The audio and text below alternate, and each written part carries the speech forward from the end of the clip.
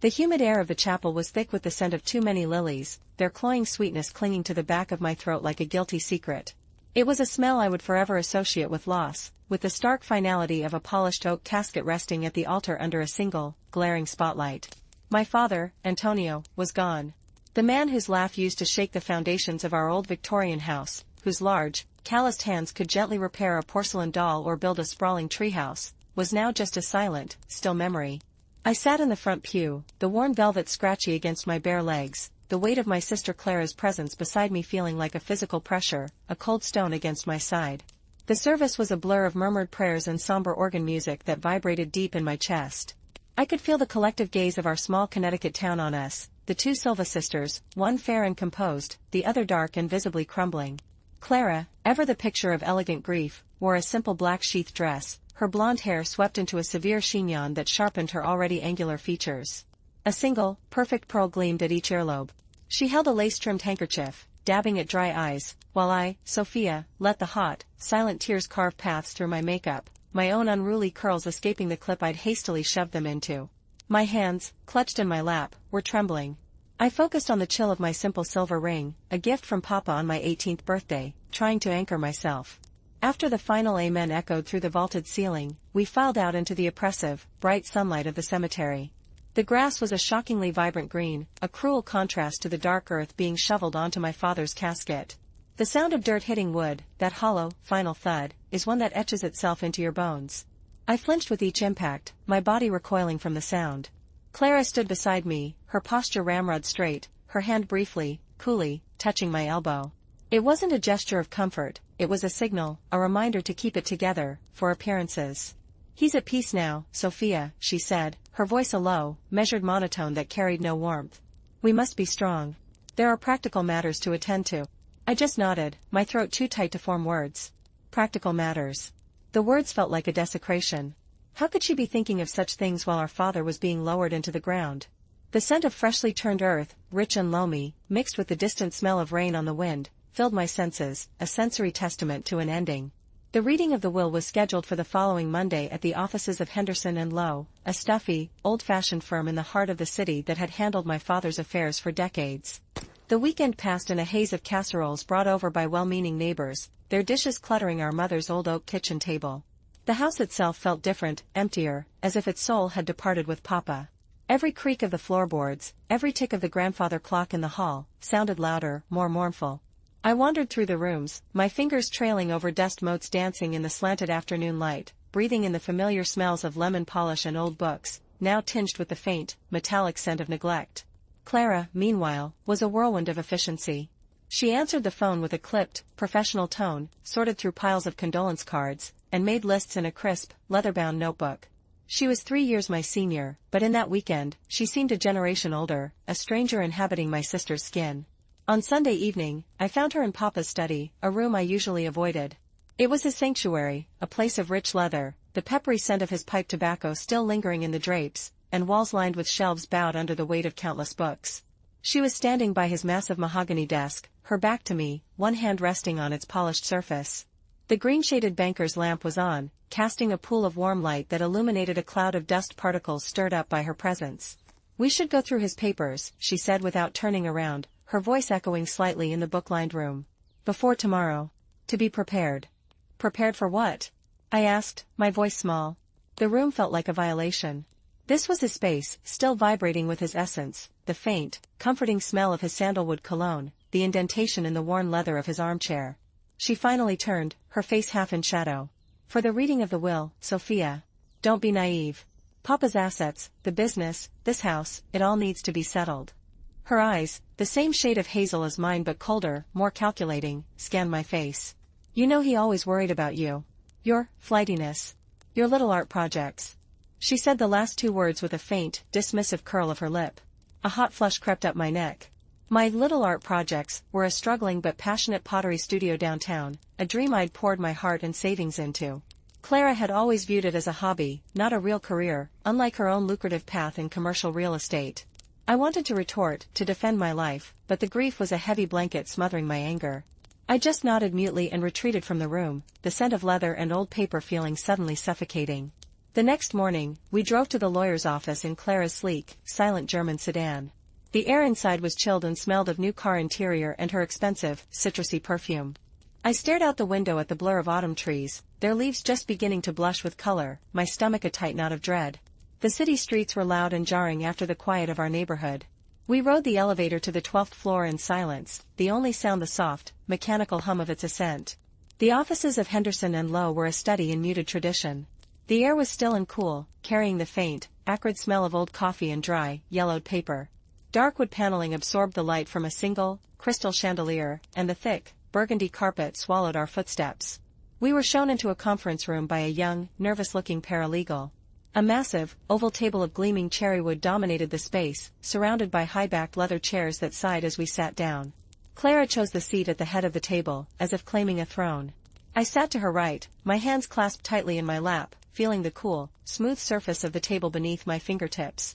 After a few minutes that felt like an eternity, the door opened and Mr. Henderson entered. He was a man in his late 60s, with a kind, weary face and a head of thick, white hair. He carried a thin, beige folder. That's it? I remember thinking. That single folder holds the summary of my father's entire life? His legacy? Clara, Sophia, he said, his voice a gentle, rumbling baritone as he took a seat opposite us. He placed the folder on the table but didn't open it immediately. First, let me offer my deepest condolences once again. Antonio was a wonderful man, a good friend, and a cherished client. Thank you, Robert, Clara said, her tone smooth and businesslike. We're ready to proceed. Mr. Henderson nodded slowly, his eyes lingering on me for a moment with a hint of something unreadable, pity, perhaps. He opened the folder, the sound of the cardboard flap unlatching unnaturally loud in the quiet room. He cleared his throat. This is the last will and testament of Antonio Miguel Silva, dated and executed 6 months ago. He began to read, his voice steady and formal. There were the usual bequests, a sum of money to the local library, his gold watch to his nephew, his extensive collection of history books to his alma mater. My heart was pounding, a dull, frantic rhythm in my ears. Then he came to the core of it. I hereby devise, give, and bequeath the entirety of my residuary estate, including but not limited to my ownership stake in Silva Importers, my financial holdings, and my primary residence located at 2241 Magnolia Lane, to my beloved daughter, Clara Elizabeth Silva, to be hers absolutely. The words hung in the air, sharp and final as shards of glass. The room seemed to tilt. The hum of the air conditioning faded into a distant roar. I could feel the blood draining from my face, a cold numbness spreading from my core to my fingertips. I looked at Clara. She didn't look surprised. She simply gave a small, tight nod, her hands resting calmly on the table. To my beloved daughter, Sophia Maria Silva, Mr. Henderson continued, and I held my breath, a desperate, foolish hope flaring for a second. I leave the sum of $100,000, with the hope that it may provide her some stability. $100,000. It was not an insignificant amount, but compared to the millions that made up the rest of the estate, the business, the house, the investments, it was a pittance. A token. A slap in the face. The air left my lungs in a quiet, pained rush. I felt as though I'd been physically struck. The smells of the room, the leather, the old paper, Clara's perfume, suddenly coalesced into a nauseating wave. That can't be all, I whispered, my voice cracking. I looked from Mr. Henderson's somber face to Clara's impassive one. Papa, he wouldn't. He loved my work. He supported me. He told me the house would always be mine too. Clara turned her head slowly towards me. Her expression was not one of triumph, but of cool, detached finality. Sophia, Papa was a practical man. He knew I had the acumen to run the business, to manage the assets. He knew you would be cared for. This is for the best. It's what he wanted. What he wanted? The words were a strangled cry. How can you say that? You heard him, Robert. I pleaded, turning to the lawyer. You were his friend? He was always talking about my pottery, about how the house had a soul because of all our memories. He wouldn't cut me out like this. Mr. Henderson's kind eyes were full of genuine sorrow. Sophia, I am bound by the document as it is written. The will is clear and was properly executed. I am so very sorry. The rest of the meeting was a blur. I remember standing up, my legs feeling like rubber, the rough texture of the carpet pile beneath my shoes. I remember the feeling of Clara's hand on my arm, a firm, steering pressure guiding me out of the room, down the elevator, and back into her car. The silence on the drive home was absolute, a physical wall between us. The world outside the window looked the same, people walking, cars moving, the sun shining, but everything inside me had been shattered. My own sister had left me without an inheritance, without my home, without my father's legacy. The betrayal was a cold, sharp knife twisting in my gut. I was adrift, disinherited not just from wealth, but from my own family. The days that followed were a gray, featureless landscape of pain. I moved through my small apartment above the pottery studio like a ghost, the vibrant, earthy smells of wet clay and glaze now feeling like a mockery of my shattered dreams. The $100,000 sat in my bank account, a numbingly large number that felt like a payoff, a price tag on my father's love. Clara, as the new CEO of Silva Importers, moved into our family home immediately. She called me once, her voice crisp and efficient over the phone, the line crackling with static. "Sophia, I've started the process of going through the house. I'll have the contents boxed up for you to look through next week. There are some of your old things in the attic." Her words were like salt in a wound. The contents. Our family home, the repository of a lifetime of memories, had been reduced to contents. I hung up without responding, the dial tone a bleak confirmation of our new reality. It was a week later, while I was listlessly sorting through a box of my own childhood drawings she'd had delivered, that I found it. Tucked between a faded watercolor of a horse and a stack of old report cards was a sealed, business-sized envelope. It was unmarked, but the quality of the paper was heavy, expensive. A faint, familiar scent clung to it, my father's pipe tobacco, Latakia, a smell of smoky leather and autumn bonfires. My heart stuttered. With trembling fingers, I broke the seal. Inside was a single sheet of paper, a letter, written in my father's distinctive, looping cursive, a script I knew as well as my own. "My dearest Sophia. If you are reading this, then I am gone, and things have unfolded as I feared they might. Please, my little songbird, do not think for one single moment that I have forgotten you or that I love you any less than your sister. The will that Robert Henderson will read is not my true wish. It is a shield, a necessary deception to protect you from Clara's ambition and from a truth I have been too much of a coward to face. The business, Silva Importers, is not what it seems. For the last 5 years, it has been a facade, kept afloat by desperate measures and, I fear, activities that stray into the shadows. Clara has been involved in this, pushing for decisions that I now know were not just risky, but illegal. I discovered discrepancies, hidden accounts, falsified shipping manifests. When I confronted her, she convinced me it was the only way to save our family's legacy from collapse. She has a way of twisting things, of making the wrong sound right. I was weak. I went along with it, but I cannot let this burden fall on you. The legal repercussions could be catastrophic. The will you will hear is designed to give Clara control of the problem she helped create. The liability, the danger, it all falls to her. It is my last, flawed attempt to keep you safe. My true wishes are with a different lawyer, a man named Samuel Rossi. His card is enclosed. He has a copy of my real, final will, executed just 2 days after the one Henderson has. It leaves everything to you, Sophia. The business, to be sold or dissolved as you see fit, and the house, our home, to be yours, free and clear. You are the heart of this family, and our home deserves your heart to care for it. Find Samuel. Show him this letter.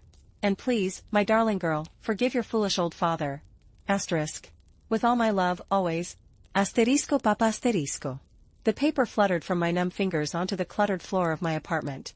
I sat there, on the cold, bare wooden planks, for a long time, the words burning behind my eyes. The shock was so profound it was physical, a ringing in my ears, a cold sweat breaking out over my skin. The betrayal I had felt from Clara was now eclipsed by a staggering, heartbreaking revelation. My father hadn't disowned me.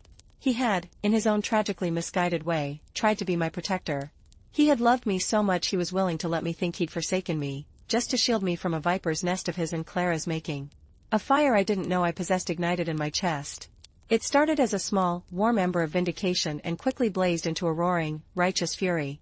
I found the business card, crisp and white, tucked into the fold of the letter.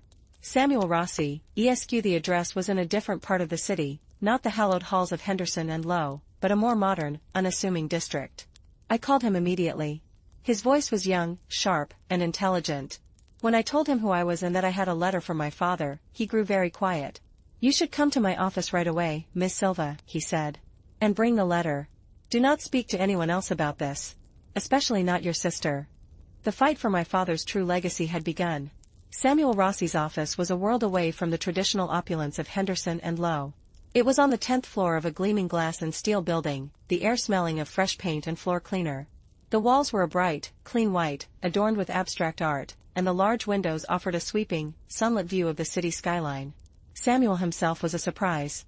He couldn't have been much older than I was, maybe in his early 30s, with intense dark eyes, a closely trimmed beard, and an energy that was both calm and fiercely focused.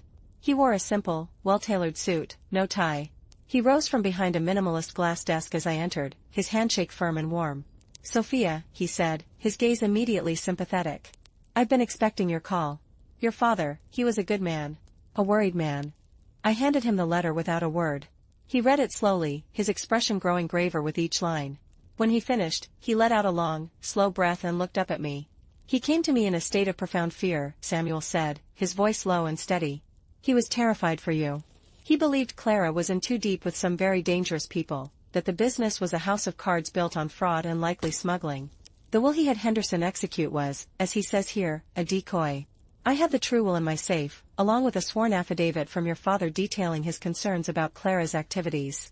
It's ironclad. So what happens now?" I asked, my voice barely a whisper. The hope was a fragile, fluttering thing in my chest. "Now," Samuel said, a determined glint in his eye, "we file a petition to probate the subsequent will. We challenge the validity of the one your sister has. It means going to court. It will be contentious." Contentious was an understatement. When Clara was served with the legal papers, her reaction was volcanic. My phone erupted with a series of text messages, each one more venomous than the last, escalating into a screaming phone call where she accused me of forgery, of manipulation, of poisoning our father's mind in his final days. Her voice was a shriek of pure, unadulterated rage, so unlike her usual controlled composure that it was frightening. "You greedy little bitch," she had snarled, the words hissing through the receiver. "How dare you? After everything Papa did for you, this is how you repay his memory? With lies? I will destroy you in court, Sophia. I will make sure you get nothing." The sound of the call disconnecting was a sharp, final crack. I stood there, in the middle of my pottery studio, surrounded by the comforting, solid forms of my creations, feeling like the ground had been ripped out from under me all over again. The warm, earthy smell of clay, usually so calming, now did nothing to settle the churning nausea in my stomach. The months of preparation for the court case were a grueling ordeal. Samuel and his team buried themselves in documents, forensic accountants picked apart Silva Importer's books, and I spent long, painful hours being prepped for my testimony. I had to relive every moment of my father's funeral, the will reading, the discovery of the letter, and dissect my entire relationship with my sister under the cold, analytical gaze of legal strategy. It was an emotional dissection, and I often left Samuel's office feeling raw and exposed. Throughout it all, Clara maintained a steely, public facade. She gave interviews to the business press, portraying herself as the dutiful daughter carrying on her father's legacy, while subtly implying I was an unstable, opportunistic artist trying to cash in on a tragedy. The gossip in our small town was a palpable force. I could feel the curious, sometimes pitying, sometimes accusing stares whenever I went to the grocery store or the post office. The weight of it was immense. The day of the probate hearing finally arrived, cloaked in a cold, persistent autumn rain. The county courthouse was a monumental, intimidating building of gray stone, its steps worn smooth by generations of anxious feet. The air inside was a sterile mix of lemon-scented disinfectant and damp wool from the coats of people hurrying through the cavernous halls. The courtroom itself was vast and paneled in dark, solemn oak. The benches were hard and unforgiving, and the high ceiling seemed to swallow sound, creating a hushed, oppressive atmosphere. The only light came from a few green-shaded lamps on the counsel's tables and a dim glow from the towering windows, streaked with rivulets of rain. I sat beside Samuel at the plaintiff's table, my hands clenched together in my lap to stop their shaking. I could feel the cold, smooth surface of my silver ring, my touchstone. Clara sat across the aisle at the defendant's table, flanked by a team of 3 severe-looking lawyers from a high-powered, intimidating firm. She wore a tailored, navy blue suit, her hair impeccably styled, her posture radiating a confidence that felt like a weapon. She didn't look at me once. The judge, an elderly woman with a sharp, intelligent face and a cloud of white hair, entered the room, and we all rose. The rustle of clothing and the squeak of shoes on the polished floor echoed in the silence. She took her seat on the high bench, a formidable presence, and the proceedings began. Clara's lawyer, a man named Mr. Thornton with a voice like grinding gravel, went first. He painted a picture of my father as a shrewd, practical businessman who knew his younger daughter was ill-equipped to handle a complex enterprise. He spoke of my bohemian lifestyle, my lack of financial acumen, and portrayed the will in Samuel's possession as the product of an old man's sentimental decline, manipulated by a grieving daughter.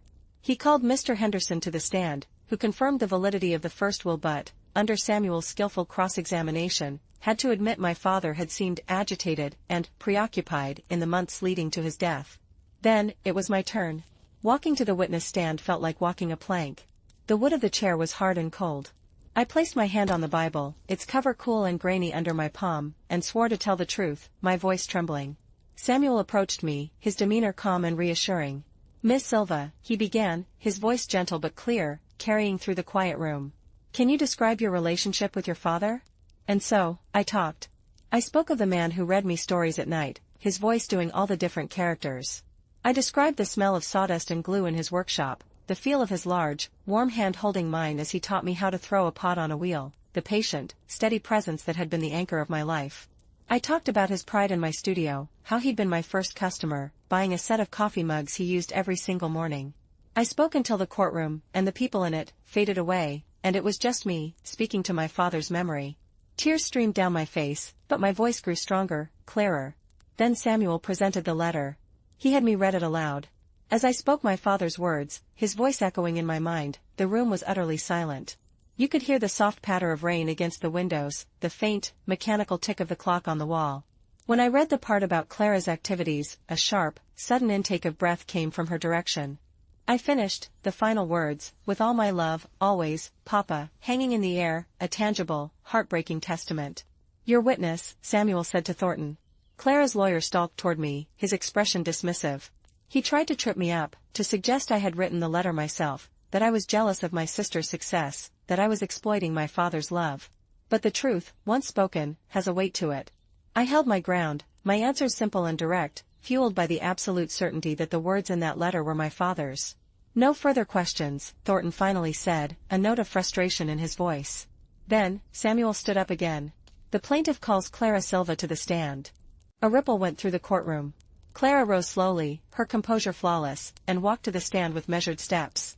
She sat, adjusted the hem of her jacket, and looked out at the room with an expression of cool disdain. She confirmed her identity and her role as the executor of the first will. Samuel began his questioning softly, almost conversationally. "Miss Silva, you've heard your sister's testimony about her relationship with your father. Was it accurate?" "My sister has always been a dreamer," Clara said, her voice crisp and clear. She saw her father through a romanticized lens. The reality of running a multi-million-dollar import business is somewhat less poetic. "Indeed," Samuel said, nodding. He picked up a document from his table. "Let's talk about the reality of Silva Importers. Are you familiar with a company called Marlowe Holdings?" I saw it then. A flicker.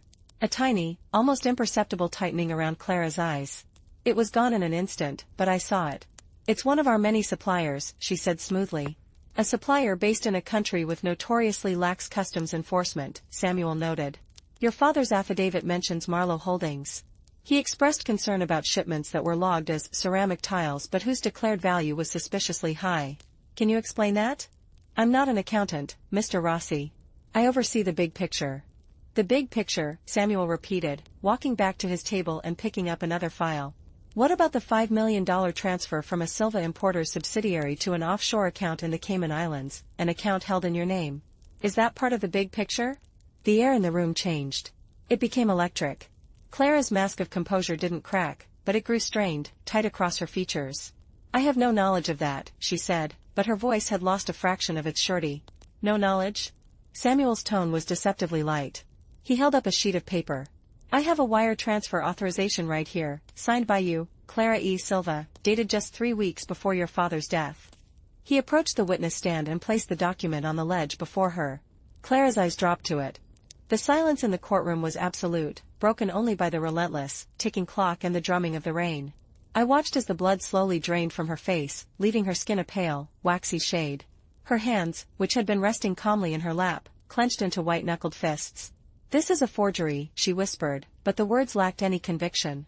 They were the last, desperate defense of a cornered animal. "Is it?" Samuel asked quietly. He then turned to the judge. "Your Honor, we have provided the court with extensive documentation, including bank records, shipping manifests, and internal emails, all of which support the claims in Mr. Silva's affidavit and this letter. They paint a clear picture of systematic fraud and embezzlement, orchestrated by the defendant. The first will was indeed a product of coercion and fear, a desperate attempt by a dying man to protect his younger daughter from the legal and financial ruin his elder daughter was courting. He walked back to our table and picked up the final, damning piece of evidence. It was a small, black, leather-bound ledger. My father's private ledger. Samuel had subpoenaed it from his safe deposit box. Your Honor, this is Antonio Silva's personal record of the discrepancies he found. The entries match the forensic analysis of the company's books exactly. The final entry reads, Samuel opened the book and read aloud, his voice resonating in the hushed room. Clara has gone too far. I cannot follow. I must protect Sophia. God forgive me. That was the moment the last vestige of Clara's facade shattered. She didn't cry out. She didn't protest. She simply deflated. Her shoulders slumped, her head bowed, and she stared at her clenched fists, a portrait of utter defeat. The truth, cold, hard, and undeniable, was now laid bare for everyone in the room to see. The dutiful daughter was a fraud. The flighty artist was the true heir. The courtroom, for a long, suspended moment, was completely silent, holding its breath. The judge's gavel came down with a sharp, conclusive crack that seemed to snap the tension in the room like a taut wire. She spoke, her voice firm and resonant, but I barely heard the legal jargon. The words, subsequent will is deemed valid, the petition is granted, and the estate is awarded to the plaintiff, Sophia Maria Silva, cut through the fog in my brain with the clarity of a bell. It was over. I looked across the aisle at Clara. She was already being surrounded by her lawyers, their heads bent together in a frantic, hushed conference. She refused to meet my gaze. The proud, untouchable woman from minutes before was gone, replaced by a hollowed-out shell, her expensive suit suddenly looking like a costume she no longer had the energy to wear. The sight brought me no joy, only a profound, bone-deep sadness. The sister I had grown up with, shared secrets and dreams with, was lost to me forever, not just by distance, but by her own choices, her own greed. Samuel placed a steadying hand on my shoulder. It's done, Sophia. You won. I nodded, unable to speak. The relief was so immense it was dizzying, a physical sensation that made my knees feel weak. We gathered our papers and walked out of the courtroom, the heavy oak door swinging shut behind us, muting the sound of Clara's legal team's panicked whispers. The hallway outside felt brighter, the air easier to breathe, even with its lingering scent of damp coats and floor wax. The legal fallout took months to fully resolve. Clara was eventually charged with multiple counts of fraud, embezzlement, and tax evasion. She accepted a plea deal, avoiding a lengthy trial, and was sentenced to a term in a minimum security prison. I heard through the grapevine that she served her time with the same cold efficiency she had run the business, never reaching out, never expressing remorse. The chasm between us was now permanent and unbridgeable, a canyon carved by betrayal and sealed by a court of law. As for me, I inherited everything. The house, the remnants of the business, the financial holdings. The first thing I did was formally dissolve Silva Importers. I had no desire to untangle the web of deceit Clara had woven. I sold the assets, paid off the creditors, and used what was left to establish a small foundation in my father's name, supporting local arts education. It felt like a fitting tribute to the man he truly was, not the businessman he felt forced to become. The day I moved back into 2241 Magnolia Lane was a bright, crisp winter morning. The sky was a pale, crystalline blue, and a dusting of frost glittered on the lawn like a million tiny diamonds. The key felt heavy and familiar in my hand as I turned it in the lock. The door swung open with its same, familiar groan. The house was silent, waiting. It smelled of closed-up rooms and lemon polish, the ghost of Clara's occupancy already fading. I walked slowly through the rooms, my footsteps echoing on the hardwood floors. I ran my hand over the smooth, worn banister of the staircase, remembering sliding down it as a child, my father laughing at the bottom. I stood in the doorway of his study. The scent of leather and old books was fainter now, but still there, a comforting, ancestral presence. I didn't change much. I cleared out Clara's impersonal, modern furniture and brought back the old, comfortable pieces from storage. I hung my own pottery on the walls and placed my creations on the mantelpiece. The house began to feel like a home again, not a museum or a corporate asset, but a living, breathing entity filled with love and memory. My pottery studio flourished. With the financial security the inheritance provided, I was able to take risks, experiment with new glazes and forms, and hire an apprentice. The studio became a vibrant, creative hub, filled with the warm, earthy smell of clay and the quiet, focused hum of wheels spinning. It was the life I had always wanted, built on a foundation of truth that had been hard-won. One afternoon, about a year after the trial, I was in the kitchen, kneading a large lump of dark, terracotta clay on the old oak table. The afternoon sun streamed through the window, casting a warm, golden square of light on the floor. The house was quiet, save for the ticking of the grandfather clock in the hall and the soft, squelching sound of my hands working the clay. The doorbell rang, its chime echoing through the peaceful silence. I wiped my hands on a towel, leaving smears of grayish-brown, and went to answer it. A uniformed deliveryman stood on the porch, holding a flat, rectangular package. "Sophia Silva?" he asked. I signed for it, the package feeling cool and smooth in my hands. There was no return address. Back in the kitchen, I used a paring knife to slice through the brown paper. Inside was a simple, unadorned wooden frame. And within the frame was a photograph I hadn't seen in over 20 years. It was a picture of me and Clara, taken on a long-ago summer vacation at the beach. We were maybe 7 and 10 years old, our skin tanned brown, our hair streaked blonde by the sun. We were both grinning, our arms thrown around each other's shoulders, squinting against the brilliant sun. In the background, our father was a blur of motion, waving at the camera, his smile a wide, happy slash of white. We looked happy, innocent, unbroken. There was no note. Nothing. Just the photograph, a silent, poignant message from a past that was irretrievably lost. I traced the glass over my sister's young, smiling face, the face of the person she used to be, before ambition and greed hardened her heart. A single, hot tear rolled down my cheek and splashed onto the wooden frame, leaving a dark, perfect circle. I carried the frame into the living room and placed it on the mantelpiece, next to a vase I had thrown myself, its glaze the deep blue of the ocean in that very photograph. It belonged there. It was a part of our story, a reminder of what was, and a testament to everything that had been lost and found. The house settled around me, its old bones creaking with a familiar, comforting sound. It was finally, truly, home. And I was finally,